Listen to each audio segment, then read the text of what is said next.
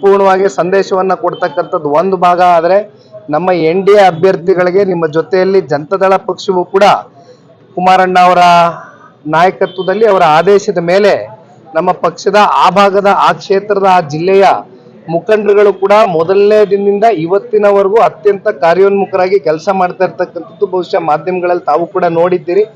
ಹಾಗಾಗಿ ಜನತಾದಳದ ಕಾರ್ಯಕರ್ತರು ಜೊತೆಯಲ್ಲಿ ನಮ್ಮ ಬಿಜೆಪಿ ಮಿತ್ರ ಪಕ್ಷದ ಕಾರ್ಯಕರ್ತರು ಇಬ್ಬರ ಒಂದು ಸಮ್ಮಿಲನ ಈ ಒಂದು ಉಪಚುನಾವಣೆಯಲ್ಲಿ ನಮಗೆ ಒಂದು ಒಳ್ಳೆ ಫಲಿತಾಂಶ NDA ಮಿತ್ರಕೂಟದ ಅಭ್ಯರ್ಥಿಗೆ ಸಿಗುತ್ತೆ ಅಂತಕ್ಕಂಥದ್ದು ನಾನು ಬಹಳ ಗಟ್ಟಿಯಾಗಿ ನಂಬಿದ್ದೀನಿ.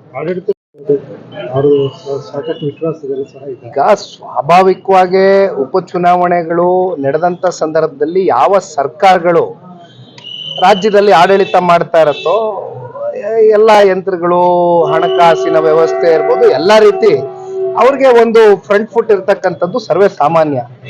ಆದ್ರೆ ಈ ಪ್ರಜಾಪ್ರಭುತ್ವದ ವ್ಯವಸ್ಥೆಯಲ್ಲಿ ಜನರ ತೀರ್ಪೇ ಅಂತಿಮ.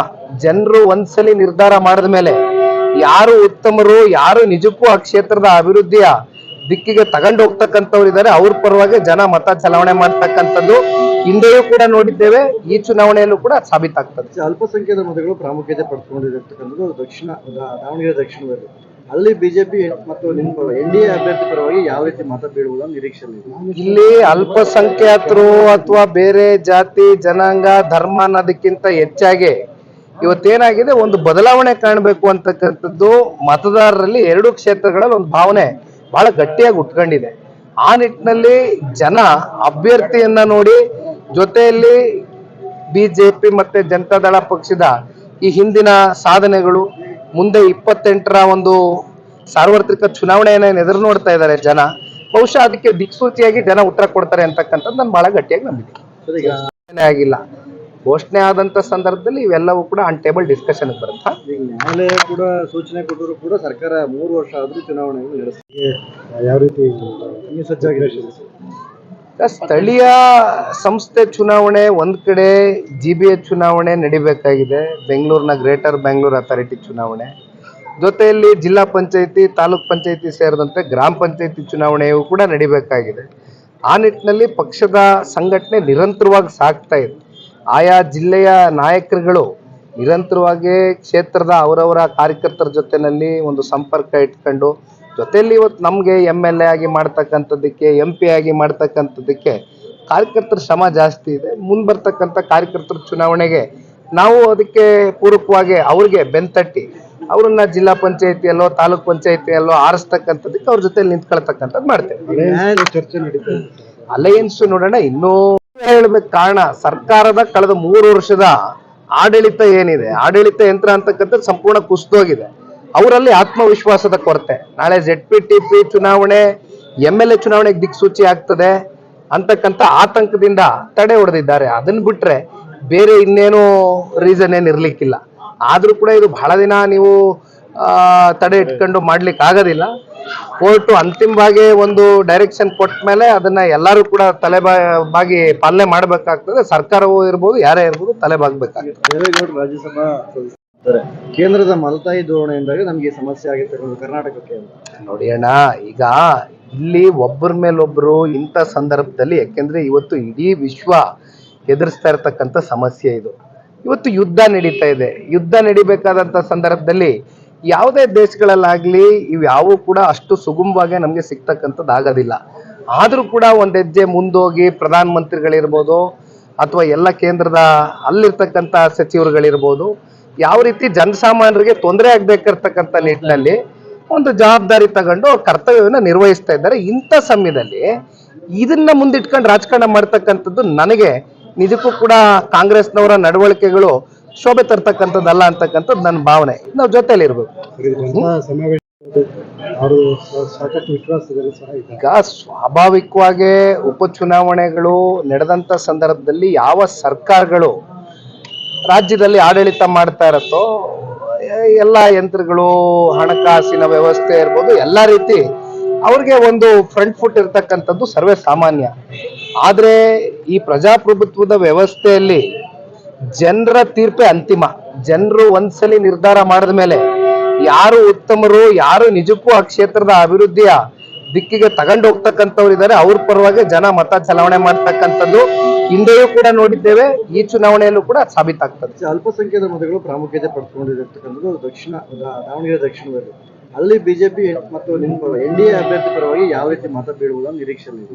ಇಲ್ಲಿ ಅಲ್ಪಸಂಖ್ಯಾತರು ಅಥವಾ ಬೇರೆ ಜಾತಿ ಜನಾಂಗ ಧರ್ಮ ಅನ್ನೋದಕ್ಕಿಂತ ಹೆಚ್ಚಾಗಿ ಇವತ್ತೇನಾಗಿದೆ, ಒಂದು ಬದಲಾವಣೆ ಕಾಣಬೇಕು ಅಂತಕ್ಕಂಥದ್ದು ಮತದಾರರಲ್ಲಿ ಎರಡು ಕ್ಷೇತ್ರಗಳಲ್ಲಿ ಒಂದು ಭಾವನೆ ಬಹಳ ಗಟ್ಟಿಯಾಗಿ ಉಟ್ಕೊಂಡಿದೆ.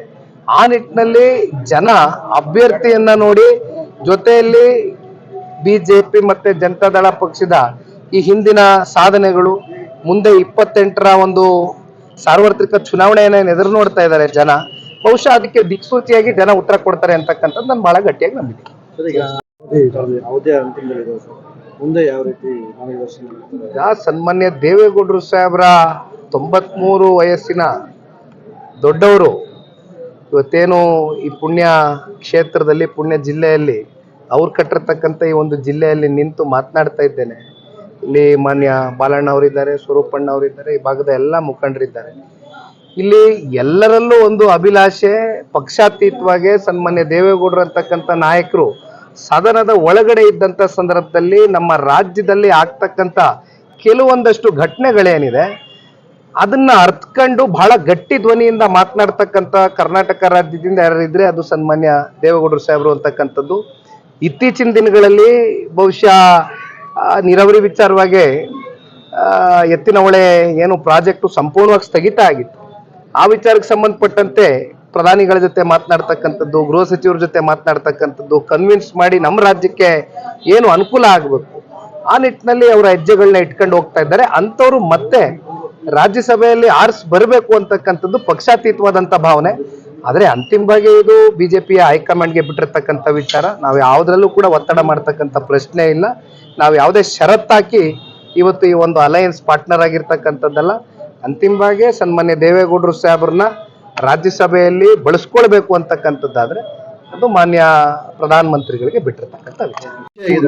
ಅನಿರೀಕ್ಷಿತವಾದಂಥ ಉಪಚುನಾವಣೆ ಇಡೀ ರಾಜ್ಯ ಎದುರು ನೋಡ್ತಾ ಇರ್ತಕ್ಕಂಥ ಈ ಉಪಚುನಾವಣೆಯಲ್ಲಿ ಒಂದ್ ಕಡೆ ದಾವಣಗೆರೆ ದಕ್ಷಿಣ ಜೊತೆಯಲ್ಲಿ ಬಾಗಲಕೋಟೆ ಸೇರಿದಂತೆ ಎರಡು ಕಡೆ ಉಪಚುನಾವಣೆ ನಡೀತಾ ಇದೆ. ಇವತ್ತಿನ ದಿನ ಮತದಾನದ ಪ್ರಕ್ರಿಯೆ ಕೂಡ ಪ್ರಾರಂಭ ಆಗಿದೆ. ಬಹುಶಃ ಈಗಾಗಲೇ ಸಾಕಷ್ಟು ಮತದಾರರು ಈ ಉಪಚುನಾವಣೆಯಲ್ಲಿ ಪ್ರಜಾಪ್ರಭುತ್ವದ ಒಂದು ಹಕ್ಕನ್ನ ಬಳಸ್ಕೊಂಡು ಒಬ್ಬ ಉತ್ತಮರಿಗೆ ಅವಕಾಶವನ್ನ ಮಾಡಿಕೊಡ್ಬೇಕು ಅಂತಕ್ಕಂಥದ್ದು ಜನರು ನಿರ್ಧಾರ ಮಾಡಿದ್ದಾರೆ ಅಂತಕ್ಕಂಥದ್ದು ನನ್ನ ಭಾವನೆ. ಜೊತೆಯಲ್ಲಿ ನಮ್ಮ NDA ಅಭ್ಯರ್ಥಿಗಳು ಇವತ್ತೇನು ಕಣಕ್ಕಿಳಿದಿದ್ದಾರೆ ಈ ಉಪಚುನಾವಣೆಯಲ್ಲಿ 100ಕ್ಕೆ 100 ನಮ್ಮೆಲ್ಲರಿಗೂ ಕೂಡ ಆತ್ಮವಿಶ್ವಾಸ ಇದೆ. ನಮ್ಮ ಪಕ್ಷದ ರಾಜ್ಯಾಧ್ಯಕ್ಷರು, ಕೇಂದ್ರದ ಸಚಿವರು, ಮಾಜಿ ಮುಖ್ಯಮಂತ್ರಿಗಳು ಸನ್ಮಾನ್ಯ ಕುಮಾರಣ್ಣ ಅವರು ಕೂಡ ಉಪಚುನಾವಣೆ ಸಂದರ್ಭದಲ್ಲಿ 2 ದಿನಗಳ ಕಾಲ 2 ಕಡೆ ಹೋಗಿ ಭೇಟಿಯನ್ನ ಕೊಟ್ಟು ಒಂದ್ ಕಡೆ ಕ್ಷೇತ್ರದ ಜನತೆಗೆ ರಾಜ್ಯದಲ್ಲಿ ಇರ್ತಕ್ಕಂಥ ಕಾಂಗ್ರೆಸ್ ಪಕ್ಷದ ದುರಾಡಳಿತ, ಭ್ರಷ್ಟಾಚಾರ, ಹಗರಣ ಎಲ್ಲದರ ವಿಚಾರವಾಗಿ ಸಂಪೂರ್ಣವಾಗಿ ಸಂದೇಶವನ್ನ ಕೊಡ್ತಕ್ಕಂಥದ್ದು ಒಂದು ಭಾಗ. ಆದರೆ ನಮ್ಮ NDA ಅಭ್ಯರ್ಥಿಗಳಿಗೆ ನಿಮ್ಮ ಜೊತೆಯಲ್ಲಿ ಜನತಾದಳ ಪಕ್ಷವೂ ಕೂಡ ಕುಮಾರಣ್ಣ ಅವರ ನಾಯಕತ್ವದಲ್ಲಿ ಅವರ ಆದೇಶದ ಮೇಲೆ ನಮ್ಮ ಪಕ್ಷದ ಆ ಭಾಗದ ಆ ಕ್ಷೇತ್ರದ ಆ ಜಿಲ್ಲೆಯ ಮುಖಂಡರುಗಳು ಕೂಡ ಮೊದಲನೇ ದಿನದಿಂದ ಇವತ್ತಿನವರೆಗೂ ಅತ್ಯಂತ ಕಾರ್ಯೋನ್ಮುಖರಾಗಿ ಕೆಲಸ ಮಾಡ್ತಾ ಇರ್ತಕ್ಕಂಥದ್ದು ಬಹುಶಃ ಮಾಧ್ಯಮಗಳಲ್ಲಿ ತಾವು ಕೂಡ ನೋಡಿದ್ದೀರಿ. ಹಾಗಾಗಿ ಜನತಾದಳದ ಕಾರ್ಯಕರ್ತರು ಜೊತೆಯಲ್ಲಿ ನಮ್ಮ ಬಿಜೆಪಿ ಮಿತ್ರ ಪಕ್ಷದ ಕಾರ್ಯಕರ್ತರು ಇಬ್ಬರ ಒಂದು ಸಮ್ಮಿಲನ ಈ ಒಂದು ಉಪಚುನಾವಣೆಯಲ್ಲಿ ನಮಗೆ ಒಂದು ಒಳ್ಳೆ ಫಲಿತಾಂಶ NDA ಮಿತ್ರಕೂಟದ ಅಭ್ಯರ್ಥಿಗೆ ಸಿಗುತ್ತೆ ಅಂತಕ್ಕಂಥದ್ದು ನಾನು ಬಹಳ ಗಟ್ಟಿಯಾಗಿ ನಂಬಿದ್ದೀನಿ.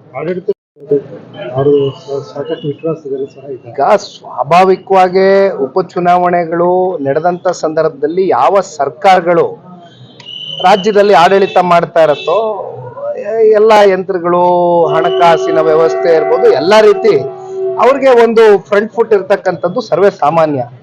ಆದ್ರೆ ಈ ಪ್ರಜಾಪ್ರಭುತ್ವದ ವ್ಯವಸ್ಥೆಯಲ್ಲಿ ಜನರ ತೀರ್ಪೇ ಅಂತಿಮ. ಜನರು ಒಂದ್ಸಲಿ ನಿರ್ಧಾರ ಮಾಡಿದ ಮೇಲೆ ಯಾರು ಉತ್ತಮರು, ಯಾರು ನಿಜಕ್ಕೂ ಆ ಕ್ಷೇತ್ರದ ಅಭಿವೃದ್ಧಿಯ ದಿಕ್ಕಿಗೆ ತಗೊಂಡು ಹೋಗ್ತಕ್ಕಂಥವ್ರು ಇದ್ದಾರೆ ಅವ್ರ ಪರವಾಗಿ ಜನ ಮತ ಚಲಾವಣೆ ಮಾಡ್ತಕ್ಕಂಥದ್ದು ಹಿಂದೆಯೂ ಕೂಡ ನೋಡಿದ್ದೇವೆ, ಈ ಚುನಾವಣೆಯಲ್ಲೂ ಕೂಡ ಸಾಬೀತಾಗ್ತದೆ. ಅಲ್ಪಸಂಖ್ಯಾತ ಮತಗಳು ಪ್ರಾಮುಖ್ಯತೆ ಪಡೆದುಕೊಂಡಿರತಕ್ಕಂಥದ್ದು ದಾವಣಗೆರೆ ದಕ್ಷಿಣದಲ್ಲಿ.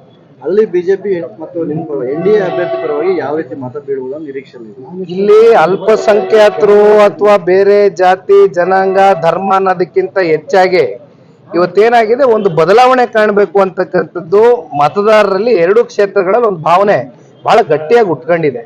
ಆ ನಿಟ್ಟಿನಲ್ಲಿ ಜನ ಅಭ್ಯರ್ಥಿಯನ್ನ ನೋಡಿ, ಜೊತೆಯಲ್ಲಿ ಬಿಜೆಪಿ ಮತ್ತೆ ಜನತಾದಳ ಪಕ್ಷದ ಈ ಹಿಂದಿನ ಸಾಧನೆಗಳು, ಮುಂದೆ 28ರ ಒಂದು ಸಾರ್ವತ್ರಿಕ ಚುನಾವಣೆಯನ್ನ ಎದುರು ನೋಡ್ತಾ ಇದ್ದಾರೆ ಜನ, ಬಹುಶಃ ಅದಕ್ಕೆ ದಿಕ್ಸೂಚಿಯಾಗಿ ಜನ ಉತ್ತರ ಕೊಡ್ತಾರೆ ಅಂತಕ್ಕಂಥದ್ದು ನಾನು ಬಹಳ ಗಟ್ಟಿಯಾಗಿ ನಂಬಿದ್ದೀನಿ. ಸರ್, ಈಗ ಆಗಿಲ್ಲ, ಘೋಷಣೆ ಆದಂತ ಸಂದರ್ಭದಲ್ಲಿ ಇವೆಲ್ಲವೂ ಕೂಡ ಆನ್ ಟೇಬಲ್ ಡಿಸ್ಕಷನ್ ಬರುತ್ತಾ. ಈಗ ನ್ಯಾಯಾಲಯ ಕೂಡ ಸೂಚನೆ ಕೊಟ್ಟರು ಕೂಡ ಸರ್ಕಾರ 3 ವರ್ಷ ಆದ್ರೂ ಚುನಾವಣೆಯನ್ನು ನಡೆಸಿ ಯಾವ ರೀತಿ ನೀವು ಸಜ್ಜಾಗಿರೋ